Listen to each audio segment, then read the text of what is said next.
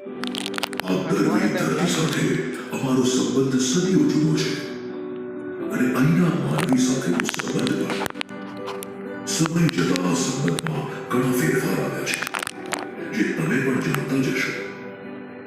પણ હજુ અમારા માટે સારું વિચારનારા અને અમારા સંરક્ષણ માટે કામ કરનારા ઘણા લોકો છે. કદાચ તમે પણ એમાંના એક જ છો એવું માનીને તમારો થોડો સમય લઈશ. એશિયાઈ સિંહોની છેલ્લી વસ્તીના પ્રતિનિધિ તરીકે અમારી થોડી વ્યથાઓ તમારી સમક્ષ રજૂ કરું છું. એક સમય એવો પણ હતો જ્યારે અમારું સામ્રાજ્ય સમગ્ર સૌરાષ્ટ્રમાં ફેલાયેલું હતું. સમય જતાં માનવીની વસ્તી વધતી ગઈ અને અમારું રહેઠાણ ઘટતું ગયું. જે આજે ગીર અભયારણ્ય અને એની બહારના કેટલાક વન વિસ્તાર તથા વીર બગડા પૂરતું સીમિત થઈ ગયું છે. આજે ગીર અભયારણ્યની બહારના દરેક વિસ્તારમાં ખેતી સિંચાઈ માટેના ખુલ્લા કુવા, રોડ, રેલવે લાઇન તથા વાહન જેવા ખતરા ભેદીને જ અમે ફરી શકીએ છીએ. અમારા નાના બાળકો આ બધી જગ્યાઓએ ખૂબ જ અસુરક્ષિત છે.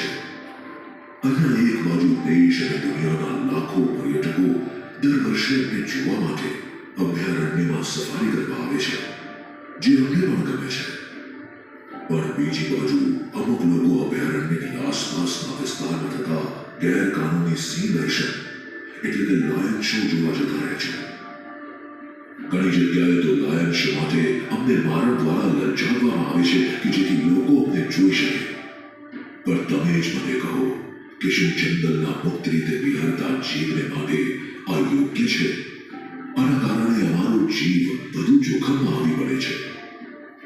તમે તો જાણો છો કે ગીર અભયારણ્યમાં સારું સંરક્ષણ મળવાને કારણે અમારી સંખ્યા વધી છે, જેથી અમે અમારું સામ્રાજ્ય વિસ્તારી શક્યા છીએ. આજે જામનગરથી લઈને ભાવનગર સુધી અમે વિચરી રહ્યા છીએ. અભયારણ્યની બહાર રહેતા સિંહ પરિવારોને જાત જાતની મુશ્કેલીઓનો સામનો કરવો પડ્યો છે, જેમાં એમને શિકાર પરથી ભગાડી દઈને કે અન્ય રીતે ખલેલ પહોંચાડીને દુઃખી કરાય છે. જો તમને પણ કોઈ તમારા મહેનતથી મેળવેલ ભોજન પરથી ઉછાળી દે કે જબરદસ્તી ભગાડી દે તો શું તમને સારું લાગે? તમારા પરિવારને આ રીતે હેરાન થતા જોઈ મારી જગ્યાએ જો તમે હો તો શું કરો? અમે પણ ખૂબ ધીરજ રાખીએ છીએ, પણ ક્યારેક માણસ પર હુમલો કરી બેસીએ છીએ જે માત્ર સ્વ બચાવ માટે, પણ એની સામે અમને જ પકડીને પાંજરામાં પૂરવામાં આવે છે. આ ક્યાંનો ન્યાય છે? અમારા રહેણાંક વિસ્તારમાંથી પસાર થતા રસ્તાઓ અને રેલવે લાઇન પર કેટલાય પ્રાણીઓ અત્યાર સુધી મોતને ભેટી ચૂક્યા છે. આ રસ્તાઓ પરથી પસાર થતા પર્યટકો કે વાહન ચાલકો ઘણીવાર ફોટોગ્રાફી કરવા કે અમને જોવા પીછો કરી ખલેલ પર પહોંચાડે છે. અમારા સદનસીબે અહીં અમારો ગેરકાયદે શિકાર તો નથી થતો, પરંતુ હજુ અમારા શિકારનો ક્યારેક શિકાર થઈ જાય છે. વળી જંગલમાં પ્રવાસીઓ દ્વારા ભૂલથી કે બેધ્યાનપણાથી આગ લાગવાની ઘટના પણ બનતી રહે છે, જેના કારણે આ જંગલનો કેટલો વિસ્તાર દર વર્ષે બળીને રાખ થઈ જાય છે, જે અમારા માટે ખૂબ મોટું નુકસાન છે. જે દિવ્ય શક્તિનું પ્રતીક છે અને જેની એક ડણકથી માનવી ધ્રુજી ઉઠે તે જાજરમાન સિંહને તમે માનવીઓ બળ, શાન અને સામ્રાજ્યના ચિહ્ન તરીકે સન્માનતા આવ્યા છો. પણ તમારા વિચાર અને આચરણમાં અંતર છે, જેના કારણે અમારા જેવા કેટલાય જીવોનું અસ્તિત્વ જોખમમાં મુકાયું છે.